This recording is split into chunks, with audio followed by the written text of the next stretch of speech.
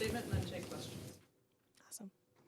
All right, yeah, we're excited to head to Madison. We're never really excited to go to Wisconsin, but we're excited to be at the national meet in this weekend in Madison. And the girls did a great job last weekend. We wanted to be top 2 to get an auto, but we ended up being 3rd and had enough points at large to make the meet as a team. And like Mandy said, it's our 13th team appearance in the last 14 years, which is pretty exciting. And as we talked about 2 weeks ago, the Big Ten got 6 teams in, which is awesome, and just proves how deep the Big Ten field is this year. And we're excited to go and see what we can do amongst teams from across the country. I talked to you a couple weeks ago before Big Tens. You said goal setting was tricky because of where you wanted to be and where people thought you might be. You just said you wanted to top 2, you get a 3, you get in. How much has the team sort of reset goals, having achieved enough to still be running? Yeah, I think, we always have kind of a range of goals. Obviously top 2 is nice at the regional because then you don't have to sweat out a day of waiting for the bids to come out. But we kind of knew that 3rd would be good enough, I guess. But like any meet, you want to go in and give it a run to even try to win the thing if we could have. So I don't think it's so much resetting goals as much as kind of giving ourselves that range of goals that's sort of like, okay, on any given day, this is what we know we're capable of.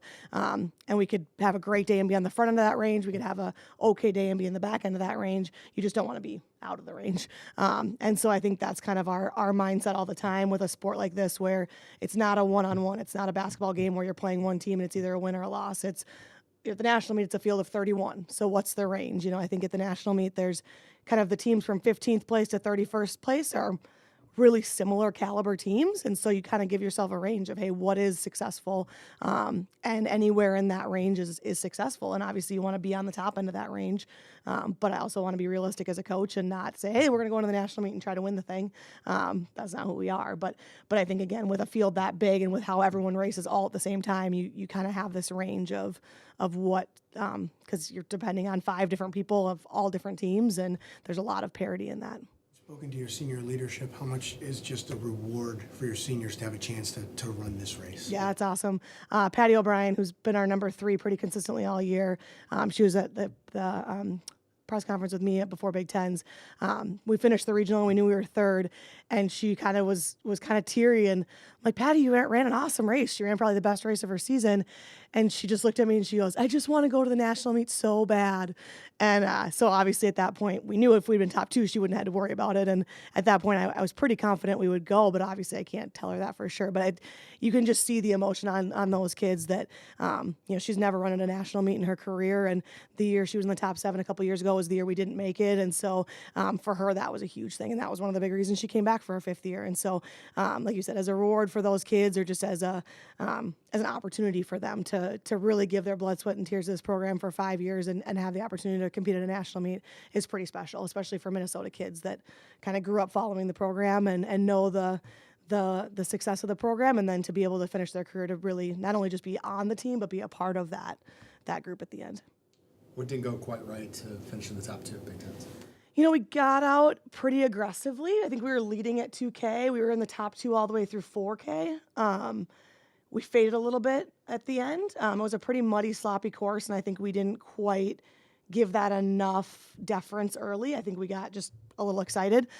People were feeling good early, which I'll never fault them for being aggressive early.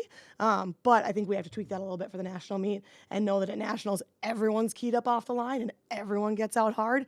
And if you can be a little patient, that usually pays off in the end.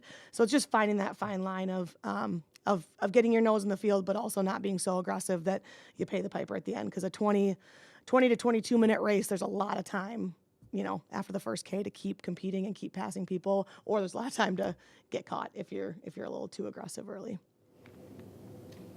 You talked about tweaking things a little bit this year. I know last year at the national meet, they were maybe a little bit more fatigued than you were hoping they would be. What did you guys do differently kind of in the last 3 weeks leading up to this year? Yeah, last year the huge goal was to try to win the Big Ten meet. And we had a great Big Ten meet. We had one of the best Big Ten cross country meets we've ever had as a program. And then we kind of slipped a little bit by the end. I think people were pretty emotionally and physically fatigued going to the national meet last year. So this year I really tried to kind of keep volumes up a little bit training-wise, and also really just emotionally kind of try to keep people even keel, not treat the Big Ten meet like, a huge, Mount Everest, but try to keep it in perspective and knew that, we would run solid at Big Tens, but it wasn't necessarily going to be a day we tried to win. And hopefully that's emotional build will kind of pay off at nationals. And also kind of the physical taper and the physical training has been a little bit more keyed into last weekend and this coming weekend versus the Big Ten meet. With our schedule, the Big Ten meet is 3.5 weeks before the national meet. That's a long time to try to maintain that type of momentum. And so we really tried to key off of the latter half of that phase as opposed to the early half of that phase like we did last year. So remains to be seen if that'll pay off or not. But I think people are feeling really good. I don't think anybody's super burnt out at this point. Even the couple freshmen that we have in our top 5 are doing a great job of still continuing to evolve, which for freshmen at this time of year is pretty hard to do. So hopefully that means we've still got another great race in the tank for 4 days from now. How much does recovery kind of play a role in what you're doing later in the season? Huge. Recovery is everything for us. Even early in the season, if we kind of go back to the adage of, if you're not getting the results you want, you're not rested enough. It's not that you're not working hard enough, it's that you're not rested enough. And that's our sport is such a fine line of working really, really hard, but it's easy to work hard. Sometimes it's hard to pull back and work smart. And so I think this time of year really benefits the kids that understand how their bodies are feeling, can communicate that. For the last 2.5 weeks, I ask them every single day on a scale of 1 to 10, 1 being, not recovered at all, 10 being, did I even race last weekend? How are you feeling? Because that's important for me to know. And so it's not just about, did we get these hard workouts in? It's about how are we recovering off of those? How are we recovering off of races? Because that's the name of the game at this time of year. And everybody's gonna be a little different. Freshmen are different than seniors because seniors have been through it 4 or 5 times. So it's really kind of nuancy at this time of year to figure out. And a lot of it just comes from each individual athlete really tuning into their bodies and figuring things out. But most of recovery comes from sleep, nutrition, kind of the other outside things that as a coach you don't have a whole lot of control over. So that's a little stressful, but especially for college students. But this group does a really nice job of that because if you're not sleeping well, if you're not eating well, if you're not taking care of your bodies in the training room, it doesn't matter how much we back off in workouts, you're not going to be where you want to be. So, but this group, I don't worry too much about them from that standpoint. That's why they're as good as they are. So. Anything else? Thank you.